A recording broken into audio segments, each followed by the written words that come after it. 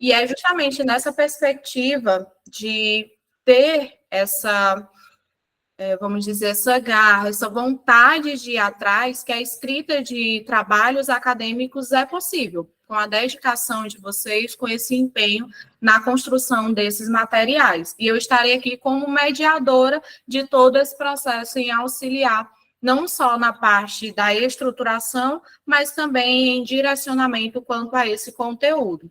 Então, quando pensado em como iniciar essas nossas atividades, foi solicitado para falarmos um pouco sobre essa escrita científica e logo em seguida, para os próximos encontros, a gente focar em áreas específicas que é o tema da Liga. Então, para hoje, o nosso objetivo é dar esse start, esse pontapé inicial de toda a escrita.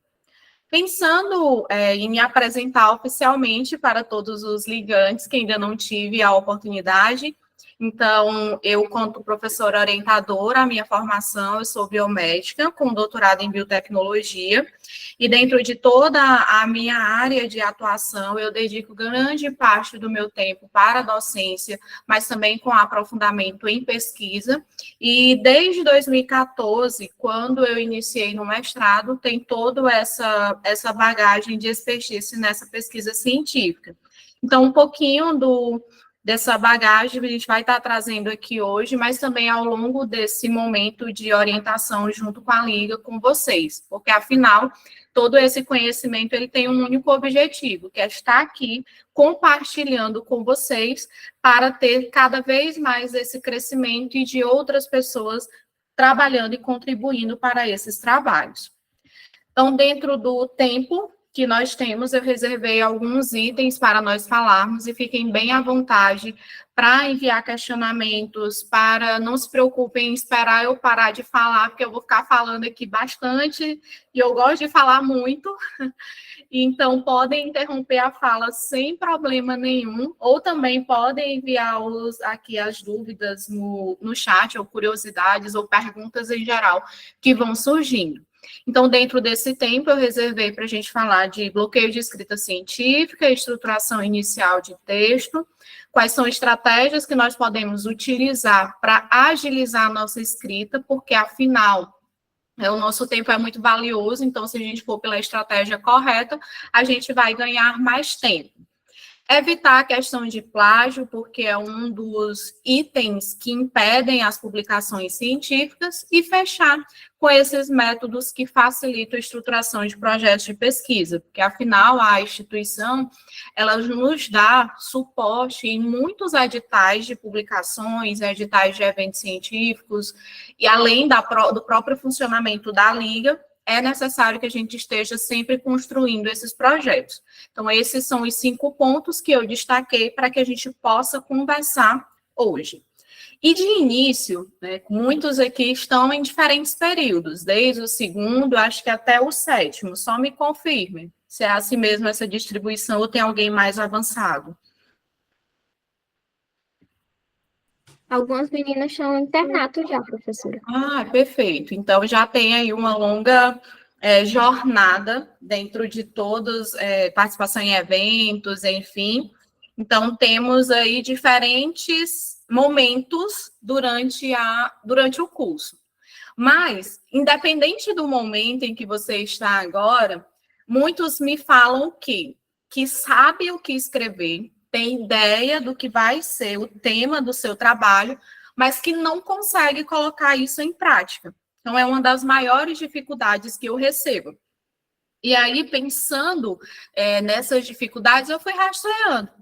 E sempre faço essa pergunta, mas afinal, o que te impede de escrever se você já tem o tema, se você tem a área? Ah, eu não consigo formular o tema direito, eu não consigo direcionar esse tema, eu tenho dificuldade no momento em pesquisar materiais. E tudo isso, na realidade, a gente chama de origem do bloqueio da escrita. Quer ver uma coisa? Quando a gente estava lá no ensino fundamental, e não me diga que vocês não fizeram isso, a professora, quando a gente voltava de férias, perguntava assim, gente, no primeiro dia de aula, é o momento da gente fazer a redação das férias. Me digam se não era assim. Primeira coisa que fazia quando voltava das férias, lá no ensinozinho fundamental. Sim, todo ano. Todo Eu ano, né? odiava Assim? isso, professora. Exatamente. Então, desde quando a gente chegou na escola, praticamente, e começou já a escrever, sempre nos era solicitado pelo menos essa redação. E a gente pensava, a professora está querendo saber da vida, curiosa das nossas férias. Mas, na realidade, naquele momento, a gente já estava sendo ensinado a estruturar uma história com início, meio e fim, que não difere muito do que nós fazemos hoje. E aí a gente foi para o ensino médio, que foi feito uma necessidade para o vestibular, uma redação, que tem que ter contexto, que tem que ter palavras escritas de acordo com a norma da língua portuguesa, colocações de frases corretas nos tempos verbais, estruturação boa de parágrafos. E quando a gente chegou aqui na universidade, nós temos que entregar relatórios, preparar resumos, estruturar questões discursivas. Então, a todo momento, desde quando iniciamos a entender sobre escrita, nós já somos treinados para escrever. Mas o que muitos falam é: eu não gosto de escrever textos científicos, porque afinal eu não sei nem o que é um texto científico. Ou então, não me identifico com esse tipo de texto, ou eu não sei pegar a ideia de um outro autor, eu sei que tem lá o texto, eu já li o texto, compreendi, mas eu não consigo transcrever isso para o meu trabalho. Então, essa questão de bloqueio da escrita, na realidade, é a gente pensando em como esse trabalho vai ser avaliado. Porque, afinal, o texto acadêmico nós escrevemos para enviar, ou para eventos, ou para publicações, ou então como normas técnicas. E a maior preocupação é como que essa escrita vai ser avaliada. Então, nesse primeiro momento, nós temos que entender que, trazendo um tema de relevância e utilizando materiais de apoio, nós já conseguimos deslanchar ou iniciar essa escrita. E à medida com que vamos escrevendo, vai ficando mais fácil todo o processo. Vai ficando mais fácil ter a construção de outros trabalhos subsequentes. E isso vocês já perceberam nesse semestre. Quando foi o primeiro trabalho, que foi para ir para o evento como resumo ou resumo expandido, vocês tiveram mais dificuldade. Quando já foi agora o segundo trabalho, que era para a publicação, ele já fluiu muito mais rápido. E aí vocês até ficaram questionando, mas será se vai dar tempo? Faltam 10 dias, faltam 8 dias, faltam uma semana. Será se a gente vai conseguir entregar esse trabalho com qualidade? E a resposta vocês já tiveram, que os trabalhos foram enviados e eles foram aprovados, justamente porque vocês já tinham a base inicial da pesquisa e de construção a qual vocês tiveram mais tempo, e assim já foi mais fácil esse segundo momento de escrita. Então, é prática, é dar continuidade, é um passo a passo que vai sendo construído todos os dias. E aqui na universidade, né, na instituição, nós temos várias possibilidades: iniciação científica, realização de trabalhos experimentais fora, como unidades básicas de saúde, hospital. Então, é um amplo campo que a gente já tem esses dados, ou que pode coletar esses dados. Desde o primeiro período, vocês têm a disciplina que dá a base da metodologia científica, e também quando são solicitados relatórios, devolutivas, discursivas, que é necessário ter esse aprofundamento científico, até para a realização de solicitação de recursos de prova, né, que vez ou outra vocês precisam fazer essas solicitações, vocês precisam levar um embasamento científico, vocês precisam ter toda a fundamentação explicando de o porquê que tal solicitação pode e deve ser atendida. E para isso você tem que ter uma redação ou uma escrita de um texto muito coeso e convincente para quem vai avaliar realmente perceba. Realmente isso precisa ser levado em consideração. Então, toda essa escrita, ela envolve, né, a participação de um texto científico. Mas, afinal, o que um texto científico ele difere dos outros textos ou dos outros materiais que são facilmente veiculados? Um cuidado que nós temos que ter hoje em dia nós temos uma facilidade de acesso.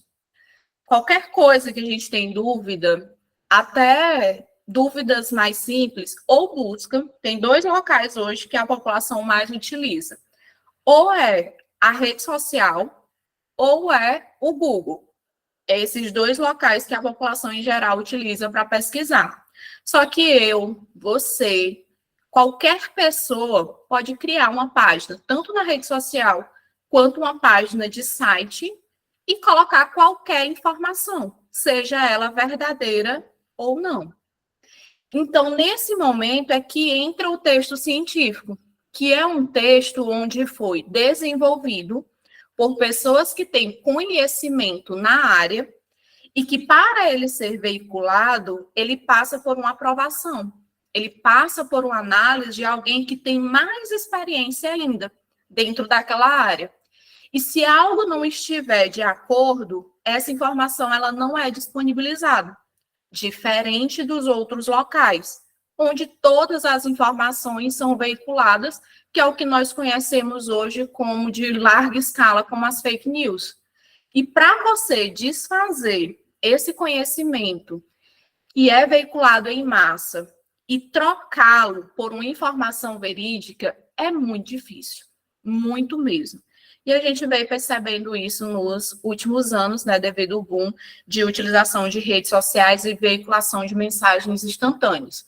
Então, qual é o nosso objetivo quando nós pensamos em texto científico? É validar essas informações e fazer com que elas sejam veiculadas o mais rápido possível e de uma forma em que seja acessível também. E dentro das possibilidades de textos científicos, a gente tem os trabalhos de conclusão de curso, a qual vocês vão passar, ou alguns já passaram, que acontece no 5º e no 7º período. Nós temos a veiculação de artigos científicos, que é uma boa estratégia para a gente levar essas informações, porque são textos curtos, rápidos e de, vamos dizer, resultados diretos. Se apresenta o resultado e depois discute esse resultado. Nós temos trabalhos mais elaborados que demandam maior quantidade de tempo, como nas pós-graduações, que é no mestrado, as dissertações, e no doutorado, as teses. Mas também nós temos outros trabalhos que facilitam veiculação, como relatórios e normas técnicas, que são atualizados com maior facilidade, e os resumos, a qual vocês já tiveram contato para fazer essas publicações em eventos. Eventos científicos, gente, é excelente. Eu, quando era acadêmica, eu não perdi um evento. Passava nos murais, eu passava assim na faculdade, olhando todos os murais, quando que era o próximo evento. Mas, além das palestras, quando a gente vai para evento científico, tem duas coisas que nós devemos fazer sempre. Primeiro, é olhar qual é o horário de apresentação de trabalhos e dar uma volta para ver os temas, porque é nesses locais onde tem os temas mais, vamos dizer assim, mais instigadores, são aqueles temas que ainda estão em desenvolvimento, são aqueles temas que ainda está sendo pouco pesquisado. E o segundo ambiente que eu passava mais tempo ainda era nos estandes, conversando com as pessoas. Quem me vê assim, né, eu digo sempre que eu sou muito tímida. Mas, com o tempo, a gente entende que algumas habilidades a gente precisa desenvolver. E eu passava de estande por estande, perguntando o que aquele estande tinha, qual era a novidade que às vezes era um fabricante, ou às vezes era uma empresa, que aquela empresa tinha. Eu ficava perguntando essas coisas, quais eram os próximos eventos que eles iam participar. E ali a gente vai aprendendo essa questão de outras habilidades. Além da parte científica, também a necessidade de entender novas áreas. E, a partir daí, surgir mais ideias para outros materiais que vão ser publicados. Então, façam sempre desta forma. Possibilidade de participação em eventos, levem resumos. Então, não vão apenas, não digo apenas, não só a participação do científico. Muito boas palestras, é essencial. Mas também vão levando trabalhos e participem da feira, porque isso é o somatório ideal para a gente ter mais ideias dentro da construção de textos científicos. Pensando em uma característica fundamental do texto científico, ele tem essas 3 características primordiais. Ele tem uma linguagem única, que é uma linguagem formal e também impessoal. A gente sempre escreve em terceira pessoa. Mas ele não é aquele texto para estar cheio de palavras que são extremamente técnicas. E aí não vai dar fluidez. Então, ele tem também que ser um texto fluido e que tenha coerência com o tema. E aí eu faço um questionamento. Vocês já leram algum material que você leu um parágrafo, e aí você leu de novo, aí você para, aí fica igual aquele meme do Instagram. Será se realmente eu fui alfabetizado? Já aconteceu com vocês? Já sim, professora. Será se realmente está sendo escrito na língua portuguesa? Se é para mim entender essa informação, acontece. Então, quando a gente vai pensar em utilização de termos específicos, a gente tem que dizer o termo e tem que explicar qual é o termo. Porque senão não vai ter fluidez. É igual quando de outras áreas, que tem muito essa parte técnica, como no direito, que eles têm muitos termos específicos, e a gente não está habituado muitas vezes. E é um dos que a gente mais tem dificuldade. Quando eu falo a gente, é de profissionais da área da saúde. É quando a gente pega legislações ou normas técnicas que têm muitos termos do direito. E eu acredito que eles devem dizer a mesma coisa dos nossos textos da área da saúde. Dizer que a gente tem muitos termos técnicos e que eles não conseguem compreender. Mas, no meio termo, nós temos que utilizar textos dentro dessa linguagem que sejam fluidos e que tragam essa coerência. Mas também não podem ser termos tão populares, porque, afinal, o objetivo do texto científico, ele é uma fundamentação referencial. Ele é o fundamento em que outras pessoas vão ler e levar aquilo como base, que é o que nós temos hoje, por exemplo, nos livros acadêmicos. É uma reunião de artigos atualizados em que são colocados em uma linguagem mais acadêmica, em uma linguagem mais acessível para a comunidade de universitários, mas também para os profissionais, com base em conceitos.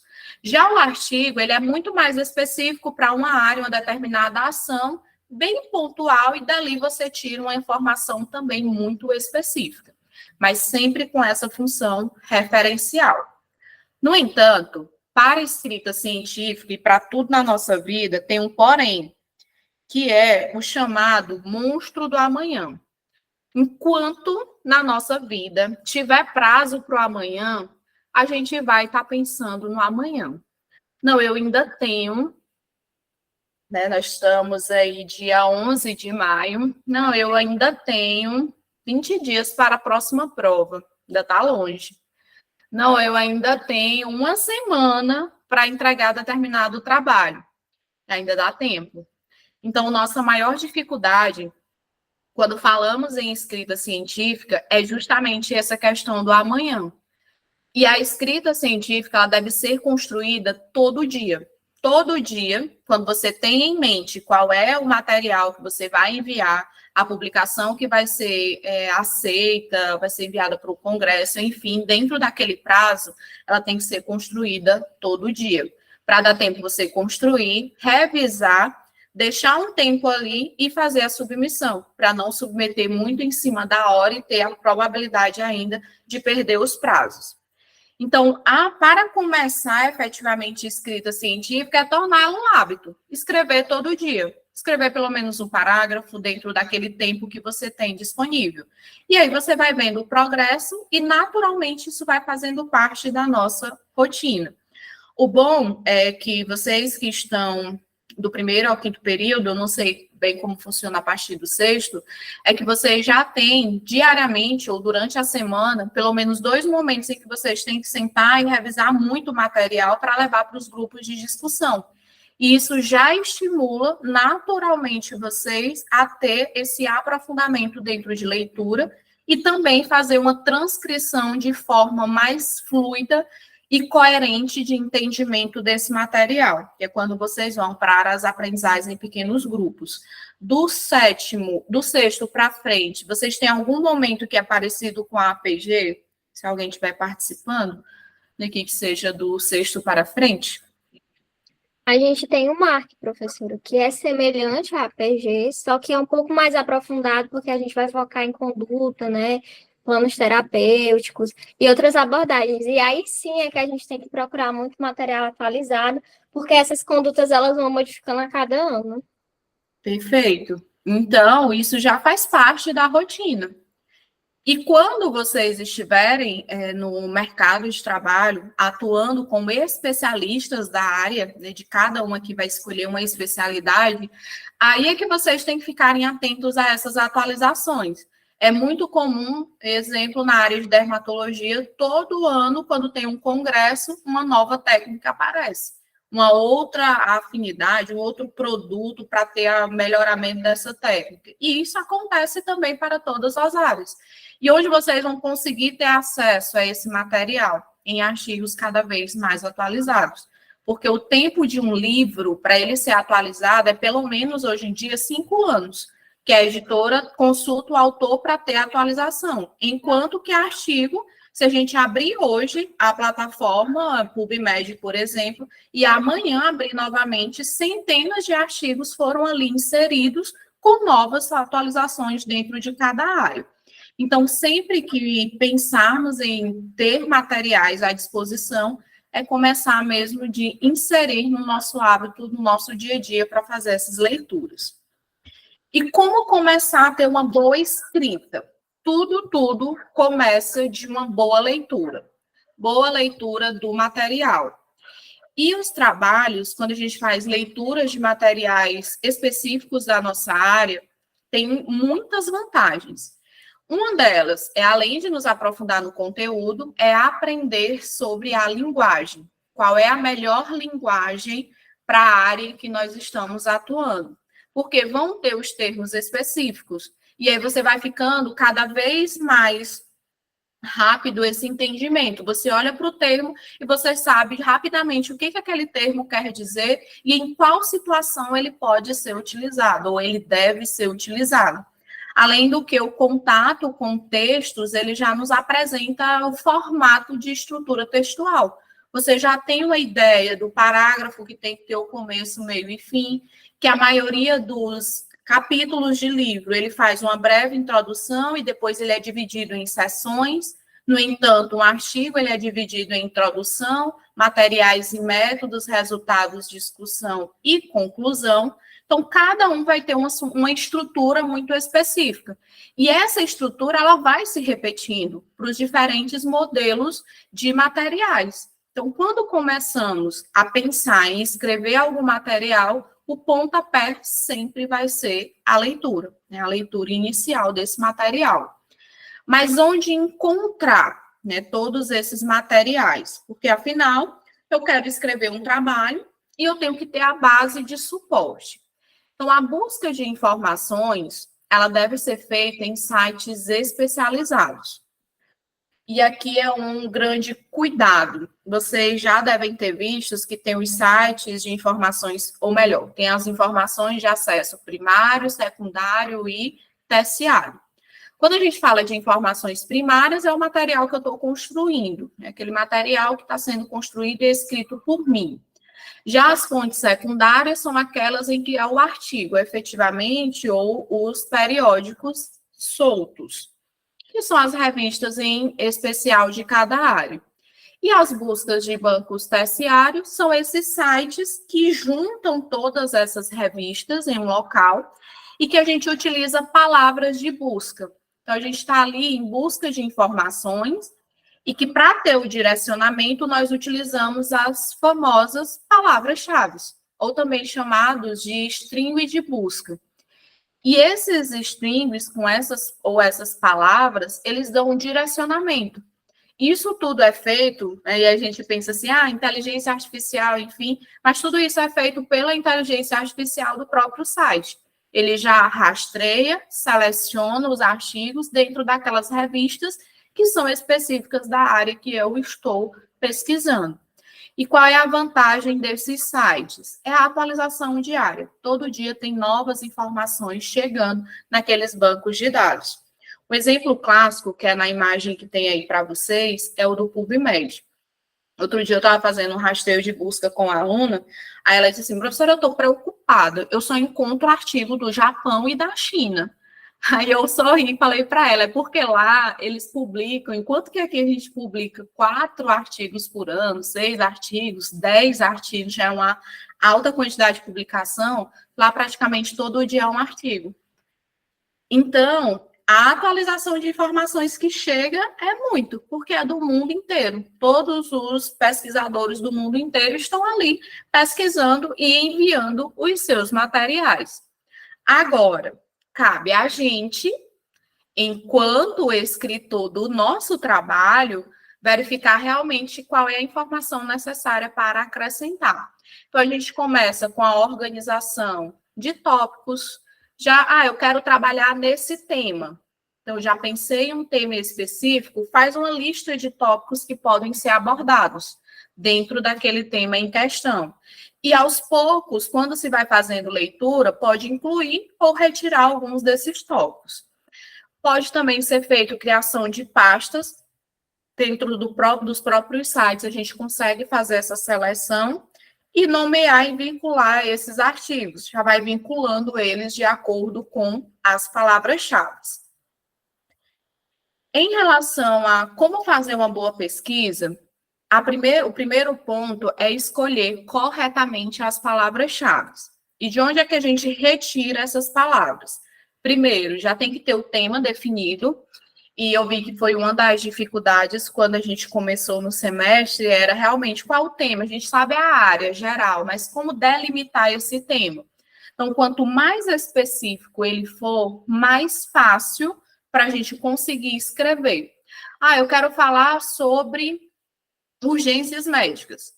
Quantidade de urgências que podem existir. Eu quero falar só sobre urgências da área de cardiologia. Mesmo assim, ainda é muita coisa. E se eu focar nos quadros de pacientes com urgências cardiológicas, com sinais, não sei, gente, ainda estou me habituando, mas com sinais de infarto agudo do miocárdio.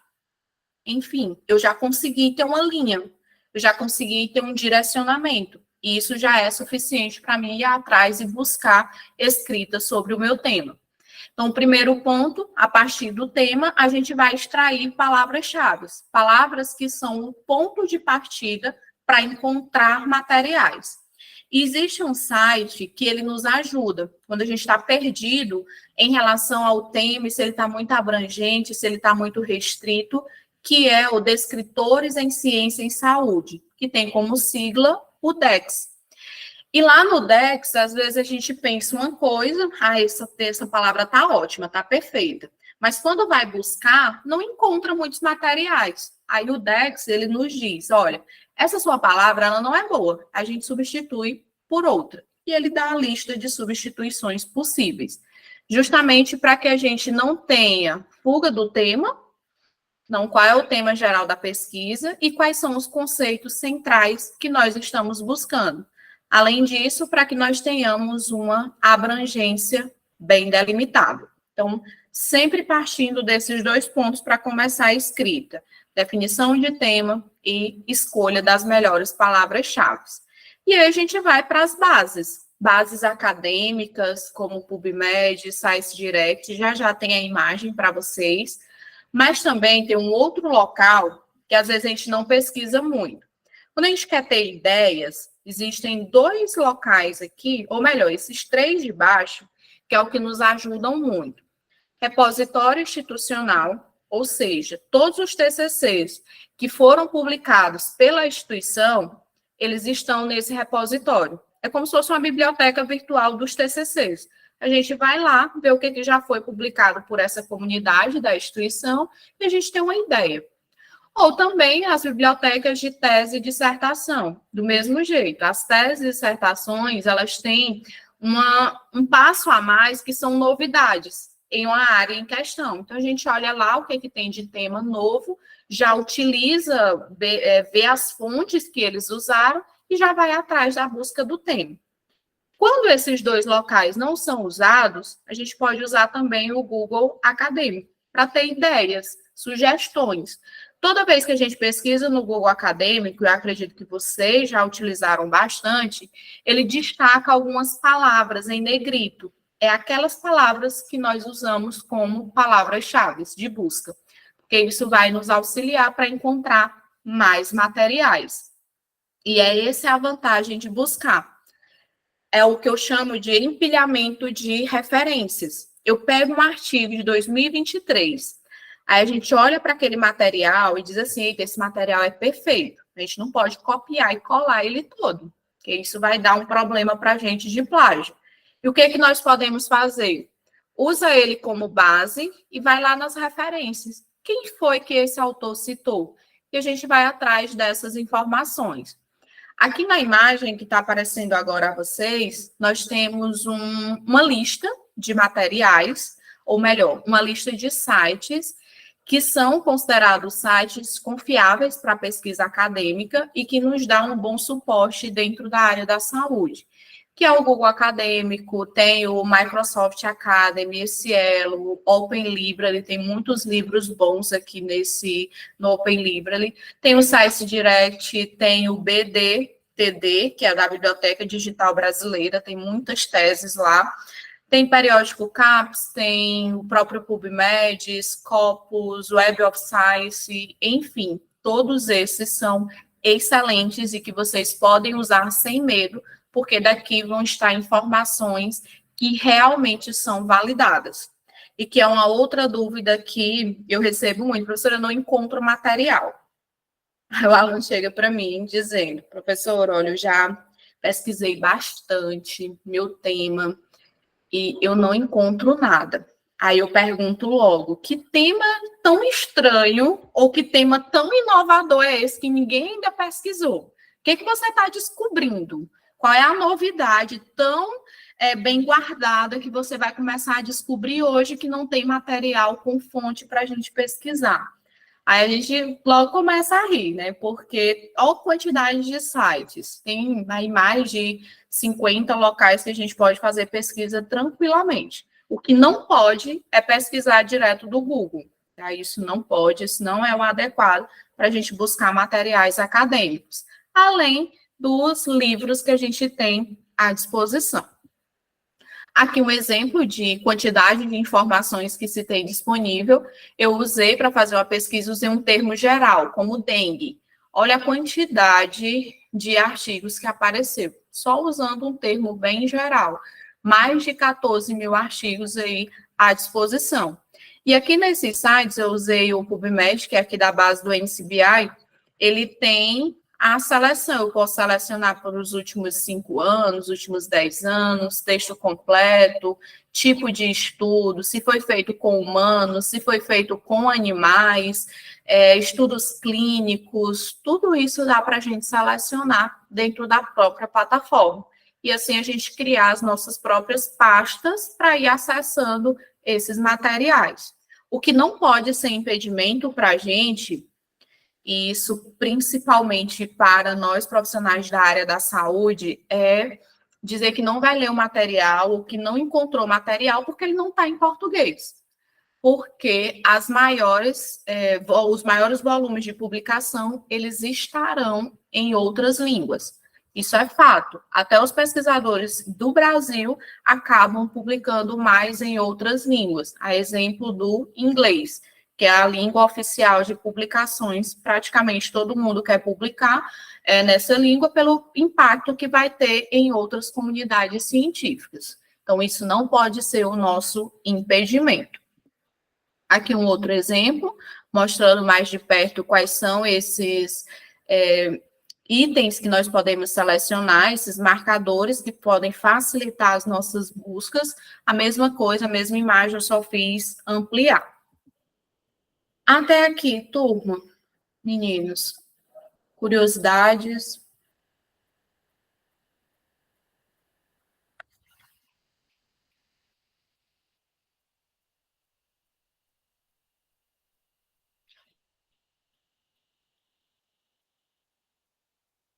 Tudo tranquilo? Perfeito. Então, a gente já fez essa explanação inicial, como encontrar materiais, como chegar nesses bancos. Agora a gente vai para as estratégias efetivas, né? Qual vai ser, como escrever esses materiais e afins. Então, quando a gente encontra muitos materiais, usa todas essas bases de dados, a gente fica logo naquela dúvida. E agora, o que é que eu leio primeiro? Aonde é que eu vou encontrar a melhor informação que eu preciso para agora? Então, a minha sugestão é que não estou habituado com textos científicos, com esses volumes de leitura, começa ou aprofundamento em capítulos de livros, vai comparando aí as informações entre autores, porque até dentro dos capítulos de livro, dependendo do autor, tem uns com a linguagem mais fácil, tem outros com a linguagem mais rebuscada, ou utilizem artigos de revisão de literatura, porque é lá, nesses dois locais, onde nós vamos ter conceitos. E não adianta, gente. Todo início de qualquer material científico, a gente tem que ter um conceito. É a mesma coisa de eu dizer para você que nós vamos escrever um artigo sobre acidente vascular encefálico. Pronto, nosso tema geral vai ser sobre o AVE. Aí você começa a falar 1001 formas de tratamento para o AVE e não diz o que é efetivamente um acidente vascular encefálico. O que é, como ele ocorre, e já vai logo direto para o tratamento. Então, além de ter essa sequência de informações, existem os locais onde é melhor para a gente extrair conceitos. E de onde é? Livros, nos seus capítulos, ou em artigos de revisão. Depois que a gente já tem uma boa familiaridade com esses materiais, a gente parte para os trabalhos experimentais. Se tiver dificuldade, começa pelos escritos em português, em seguida vai para o inglês. Os trabalhos experimentais, eles são bons para a gente ter aprofundamento de comprovação que aquela técnica funciona. E isso, questão de atualização de técnica, é importante. Atualizar uma técnica dentro da área de traumatologia. Enfim, então está precisando buscar uma estratégia específica para determinado grupo de pacientes. Onde é que vai ter essa comprovação que uma determinada técnica funciona? É nesses trabalhos experimentais, que já feito anteriormente, que comprovou que a realização da técnica em um grupo X de paciente funciona. Pronto, trabalhos experimentais. Só que todos esses trabalhos, eles têm que levar em consideração regulamentações e normas técnicas. Então, também é importante nós estarmos por dentro, cientes de quais são as regulamentações a qual nós estamos submetidos, e também relatórios epidemiológicos. Em 2023, agora, no início do ano, foi emitido um relatório de que Teresina teve um aumento de mais de 400% de casos de dengue. Quando é que a gente tem esse valor, né, essa informação? Em um relatório que foi emitido lá pela Secretaria da parte ambiental junto com a da saúde. Então, são relatórios que a gente também tem que ficar atento, porque, afinal, dentro da área da saúde, e como parte importante do corpo técnico científico que vocês vão construir como base da equipe, né, a equipe é formada com base no conhecimento no comando médico, vocês têm que estar atentos a esses relatórios epidemiológicos, dentro da área que vocês escolherem. Então, é uma área dentro das várias especialidades. Está aumentando esse quadro em específico, mas por que está aumentando? Então, faz ali o que é chamado, né, de junta clínica, enfim, para estudar sobre aquela situação, porque provavelmente vai chegar mais quadros. Está muito comum nesse período agora, tem vários hospitais estão dando alertas de bronquiolite nas crianças, e aí está se investigando, mas por quê? Aí se chegou à conclusão, questão de que muitas crianças, período de pandemia, ficaram isoladas, outras que não estão com quadro vacinal completo, e que facilitou o aumento desses números de quadro e que está gerando uma preocupação epidemiológica para toda a população. Então, nós temos que estar atento também a esses relatórios, né, de caso. Então, não é só ler o artigo, não é só ler o capítulo do livro, a gente tem que estar atento a todas essas áreas envolvidas. E para fazer essa estruturação do texto científico, a gente tem alguns pontos chaves do material, que é o título em questão. O título ele é de acordo com o tema que a gente está escrevendo, que está pesquisando ou que está trabalhando dentro dessa área. E a gente vai para o resumo. O resumo ele dá um contexto geral. O resumo é como se fosse a nossa vitrine. Se a pessoa vai entrar na loja para comprar algum produto ou se simplesmente ela vai passar ali naquela vitrine e para ela não vai fazer tanta diferença.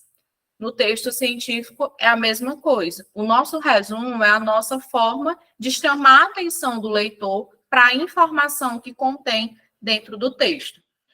E o terceiro passo seria o objetivo. E aí eu acho bom demais, no máximo, porque vocês já são treinados para formar bons objetivos. E também trazer boas perguntas, né? Ser bons questionadores. Objetivo é que nos dá o direcionamento. E eu acredito que pode já ter acontecido com vocês. Vocês estão lá na mesa de discussão, um objetivo é formulado. Só que ele não ficou tão claro. E aí você não estudou o conteúdo completo, porque o objetivo não te dava o direcionamento. Já aconteceu com vocês essa questão? No primeiro período, professora, eu acho que até foi proposital, né? A tutora permitiu que a gente tivesse isso, a gente não ficou claro. Aí a gente perguntou, ela disse, pois é, vocês tinham que ter discutido, por isso que tem que comparar, aquele momento de comparar, né? Aí depois disso a gente começou refinando mais nossos objetivos, para que ficasse mais claro. No começo era difícil, porque a gente não sabia que tinha que estudar histologia, anatomia e fisiologia, um exemplo, né, que foi o caso. Uhum. Aí depois a gente já colocava, estudar a morfofisiologia do sistema tal. Já ficou uma coisa mais direcionada, até para a gente estudar mesmo. Uhum. Eu tenho um aluno nesse semestre, não vou dizer quem é, porque senão vocês vão saber qual é o turma, enfim, que ele diz que estuda demais.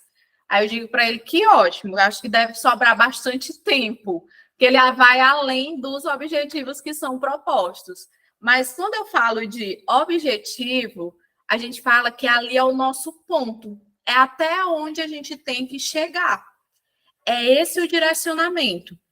E na escrita científica não é diferente de jeito nenhum. É ter um objetivo claro e direcionado. E a gente basta ter para escrita um objetivo. Se ele for bem estruturado e bem escrito, ele já vai dar todo o suporte para a pesquisa, sem você se perder, saber se está escrevendo de menos ou se você está escrevendo demais. Tá? Então, tem que ter esse ponto, né? Os meninos estão dizendo aqui, né? Que precisa nem falar quem é. Então, a gente tem a base, é o tema do nosso trabalho, o título com o seu tema correspondente e o objetivo direcionado. Só para deixar claro, não é o Jonas, tá? Ele está aqui se redimindo. E assim, com um objetivo muito claro, a gente sabe qual é o método que vai seguir, né, qual é a metodologia, e a partir da aplicação da metodologia vai chegar nos resultados. Quando a gente fala de metodologia, é o passo a passo que você vai seguir para chegar na resposta do seu objetivo. E assim a gente vai ter bons resultados. Então, como você vai estruturar tudo isso dentro do texto acadêmico? Você vai identificando essas informações, como títulos, autores, o ano, vai vendo a relevância do trabalho dentro dos temas que vocês escolheram, se o objetivo está bem formulado, se com esse objetivo atingir os resultados, e aí você chega na conclusão. E aí, novamente, eu volto à fala que vocês já são bem treinados. Em toda semana, 2 vezes por semana, vocês fazem objetivos, concluem a partir de perguntas e respostas bem formuladas, vocês chegam a uma conclusão sobre um determinado tema. Então, na escrita científica, a estrutura ela vai seguir da mesma forma. Tudo parte de um objetivo base, de um tema geral, e a partir daí chegar em bons resultados e conclusão. E como a gente treina escrita científica? É treinar a construção de parágrafos, como resumos. E, novamente, o bom é porque vocês já fizeram escritas de resumos nesse semestre. E no resumo, a gente tem que ter o começo, meio e fim da informação, tem que dizer como você chegou naquelas informações a partir de um objetivo muito bem delimitado. Então, escreva um resumo com os principais itens, porque assim você já vai extraindo as informações e não perde essas informações, deixando elas aleatórias, em uma ordem e uma sequência, que é algo muito, muito importante dentro do texto. Tem que ter uma sequência, um início, meio e fim. Eu quero falar sobre quadros de crianças com infecções respiratórias. Aí eu começo a falar de infecção respiratória, daqui a pouco eu já começo a falar dos tratamentos, aí eu volto para falar por que as crianças desenvolvem infecções respiratórias, e fica assim tudo meio bagunçado, as informações. Então, a escrita numa sequência, ela também tem que ser respeitada para o texto científico. E como que a gente consegue? Listando os tópicos. E aí correlaciona, esse tópico, ele se conecta com este, que por sua vez vai se conectar com o próximo, e assim por diante, dentro de uma sequência muito bem estabelecida. O cuidado que nós não podemos cometer, em hipótese nenhuma, é pegar trabalhos de forma completa ou parcial, extrair a informação e dizer que o trabalho é nosso. Isso não pode acontecer. E eu já vi acontecer de alunos serem reprovados na etapa de final do curso, que é do trabalho de conclusão de curso, porque pegou o trabalho de outra pessoa, ou parte do trabalho de outra pessoa, e colocou o seu nome e levou para a apresentação. E isso é o que nós chamamos de plágio científico, que a informação não é sua e você atribui a sua autoria. E isso hoje em dia, já teve a atualização da normativa, da legislação, que iniciou em 2012, que é a questão de apropriação indevida de obra, que pode ser texto, fotografia, audiovisual. Hoje em dia, até para a gente veicular uma mensagem de áudio do WhatsApp, a gente tem que ter cuidado, porque isso gera direito autoral de voz. Tá? Então, tem que ter cuidado com tudo hoje em dia, que é a nossa LDA. Então, para nós pesquisadores, cuidado, ler o material, extrair as informações e citar de onde aquela informação foi retirada. E isso é bom, porque serve até de suporte para nós, para dizer, olha, eu não estou criando a informação, não estou inventando essa informação do nada. Estou usando com base em quem já validou uma informação anteriormente. Então, Ctrl+C, Ctrl+V e não mencionar autores, a gente está cometendo plágio. Isso nós não podemos fazer. E agora, como é que eu sei se o meu trabalho tem plágio, se não tem, se eu reescrevi, enfim? Existem alguns detectores de plágio, todos esses aqui disponíveis na tela. Tem versão gratuita e de fácil acesso pela internet. Plágios, tem vários aí à nossa disposição. CopySpider, que é um dos que eu mais utilizo, é esse aqui. CopySpider, que dá para baixar ele como se fosse um programa no computador, e tem a versão que a gente consegue carregar todo o arquivo. Então, a partir de agora, para os nossos próximos trabalhos, nos anteriores eu mesmo fiz a conferência, quando nem repassei para vocês, quando vocês me mandavam os resumos ou o capítulo do livro, eu mesmo já passei no programa, vi que estava ok e devolvi para vocês. Mas a partir de agora, para os próximos trabalhos, antes de ser enviado para o evento, vai ser também uma função, uma tarefinha aí para os grupos, é passar o trabalho em um programa de plágio. E aí eu recomendo muito o CopySpider. No meu grupo, eu acho que na da Isadora também, a gente fez, né, isso. Eu sempre, antes de mandar qualquer coisa, eu conferia. Só que eu uso esse plágio. O problema é que ele tem que estar colocando, tipo, parágrafo por parágrafo. Aí eu pedi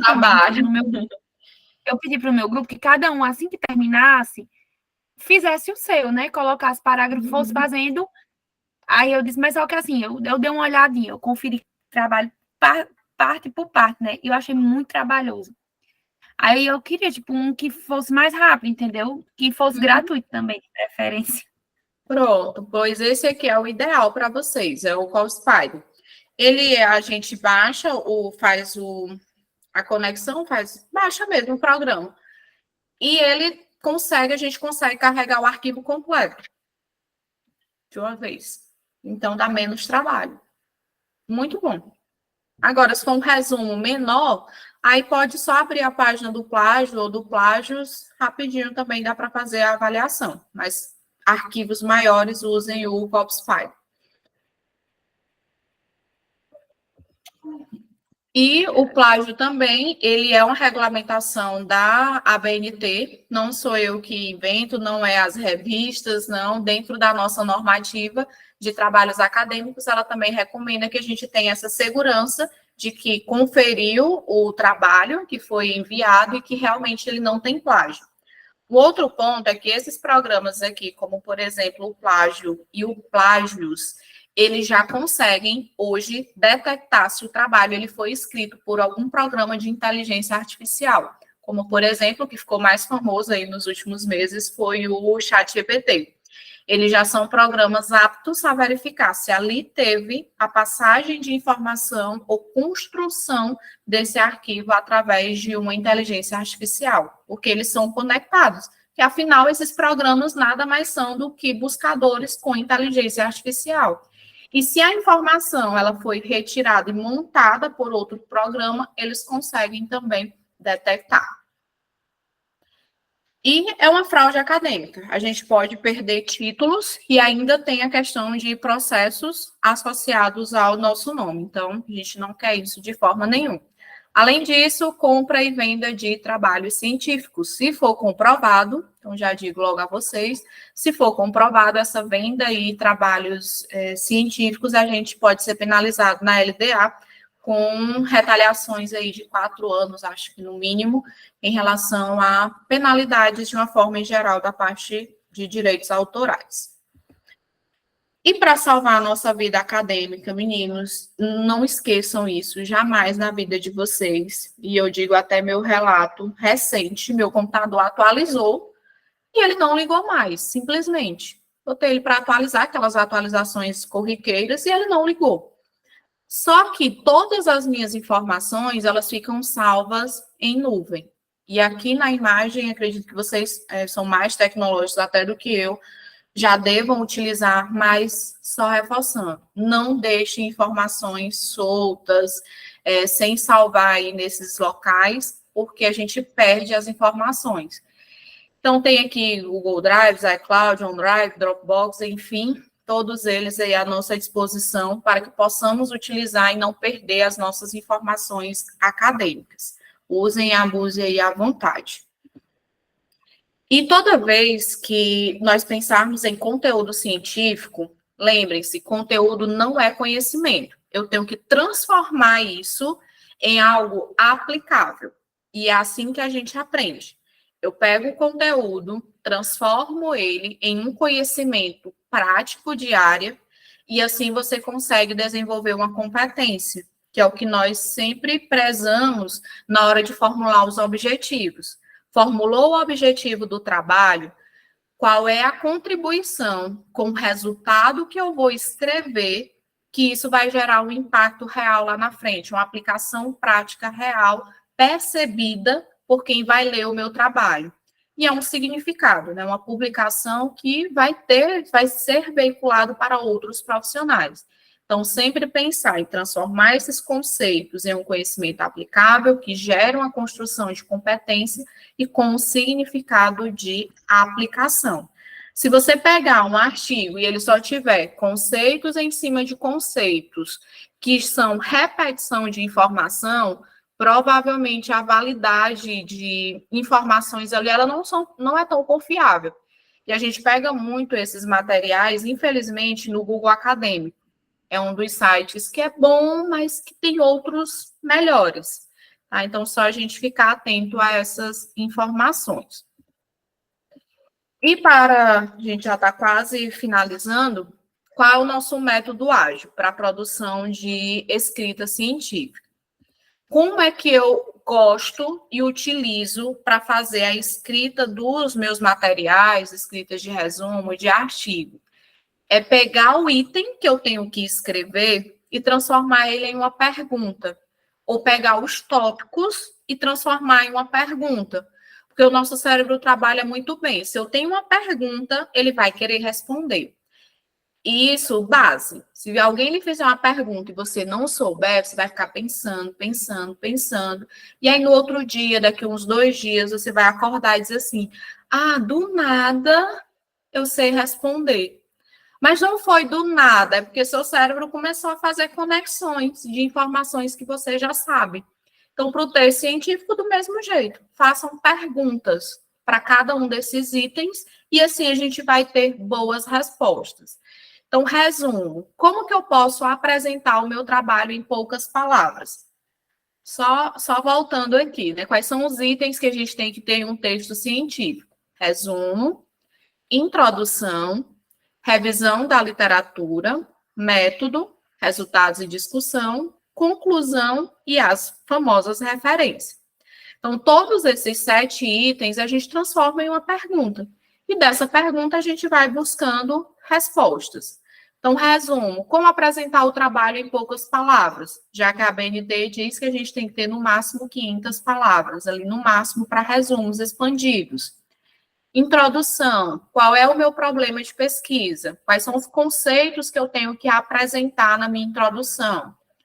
Na revisão de literatura, o que já tem disponível, amplamente veiculado sobre o meu tema? Que eu possa me aprofundar e ter o embasamento. Quais são, dentro dos métodos, como é que o meu trabalho foi desenvolvido? Qual é o passo a passo? Que se alguém pegar o meu trabalho, pode reproduzir essas informações. Resultado e discussão é o que tem de novidade, o que foi descoberto, construído pelo conjunto de pesquisadores e qual é a relevância do tema. E a conclusão, qual é a contribuição real do trabalho e o que pode ir além. O que no meu trabalho eu não consegui fazer e que ele pode ir além. E referências, quais são as fontes utilizadas. E dessa perspectiva, a gente tem que ter um compromisso, né, que é montar um cronograma de escrita científica. Então, o que a gente já tem que montar, né, o compromisso aqui da nossa liga? Vocês já foram muito bem aí nesse primeiro semestre até aqui, né, até maio, já tivemos publicações em eventos, apresentação. Como foram as apresentações no congresso?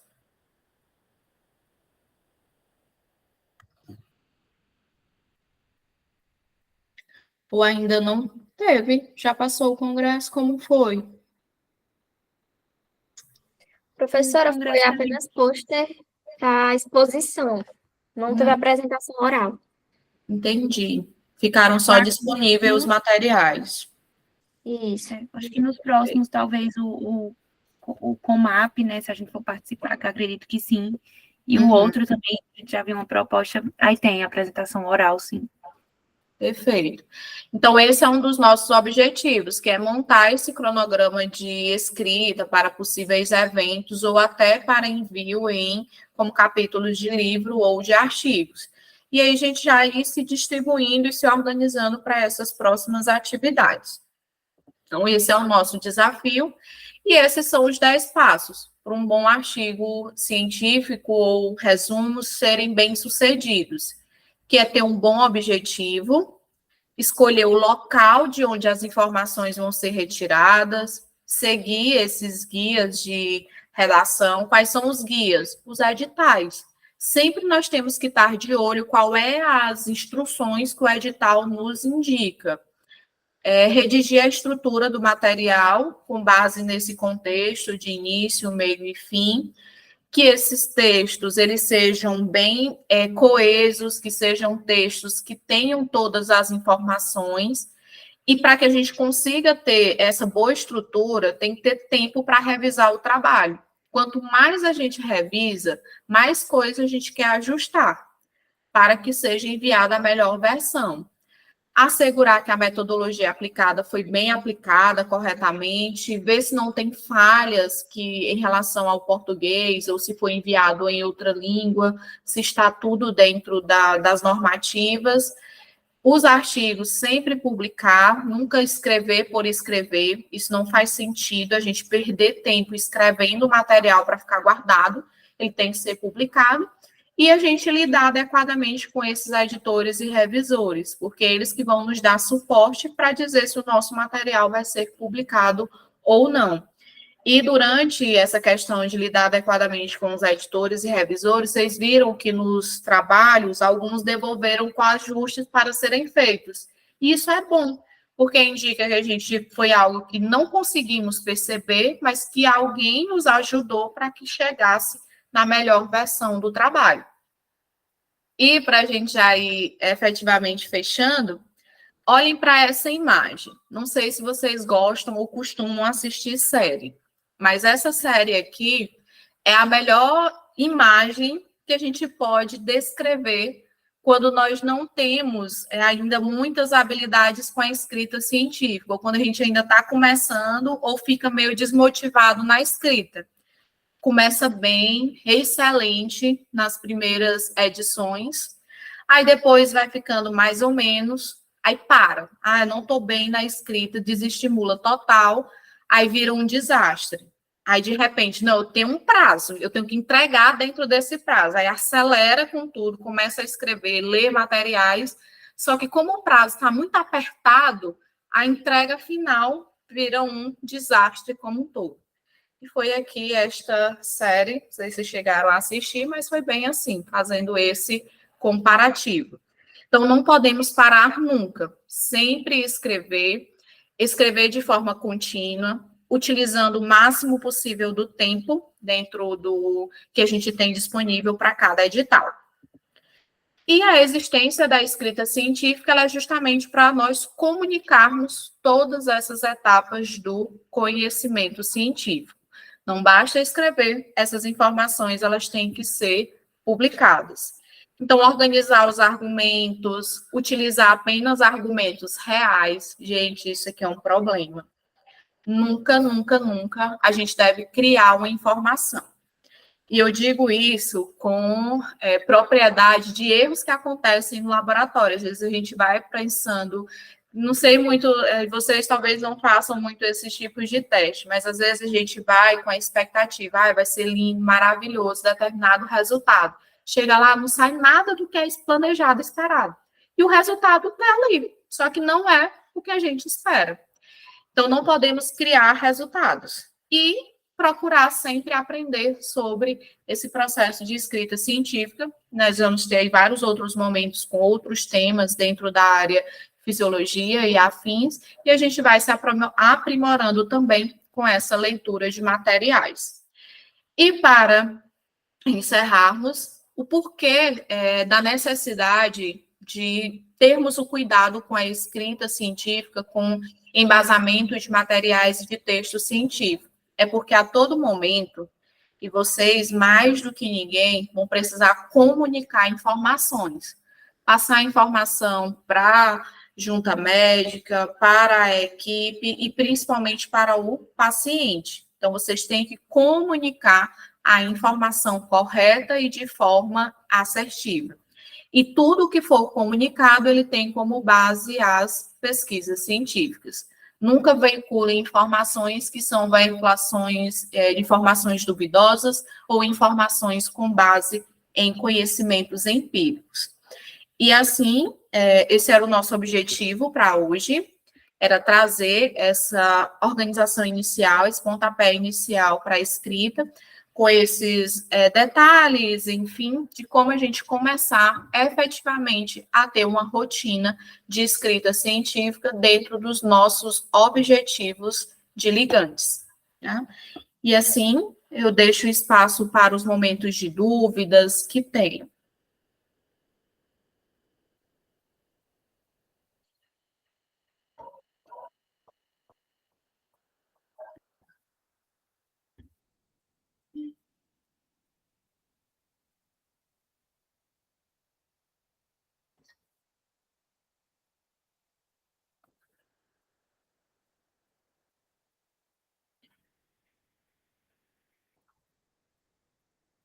Nenhuma dúvida?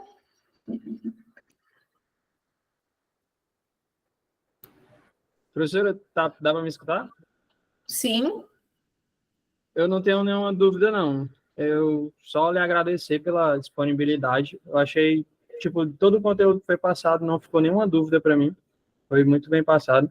Eu queria só agradecer pela disponibilidade e dizer que eu acho incrível como que a senhora consegue fazer tanta coisa ao mesmo tempo. O seu dia deve ter mais horas que o dia das outras pessoas, que não tem explicação, não. Já me perguntaram como é que eu faço para o dia caminhar em 0,5. Ele caminha mais devagar, não, é mesmo encaixando Não aí tem as explicação, não, atividades. viu? Obrigado, professora, pela Por disponibilidade, nada. pelo conteúdo. Professor, é um exemplo de organização, né? Para a gente, eu agradeço, assim como o Jonas e todos os ligantes, pela disponibilidade da senhora em trazer um pouco, né, da sua muita vivência nessa área de pesquisa científica e de escrita científica.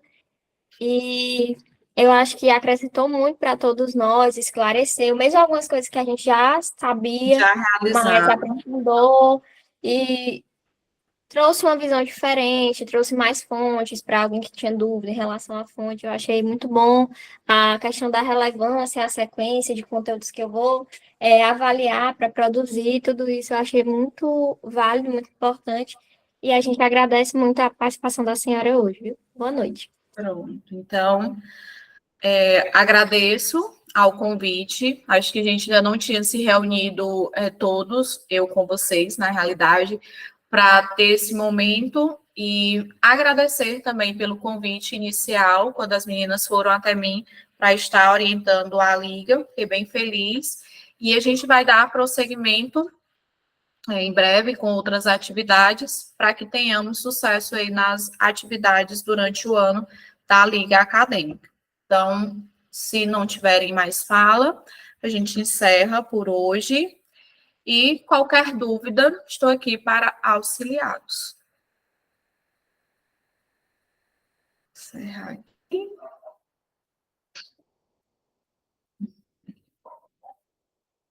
Então, tchau, tchau, meninos, até mais.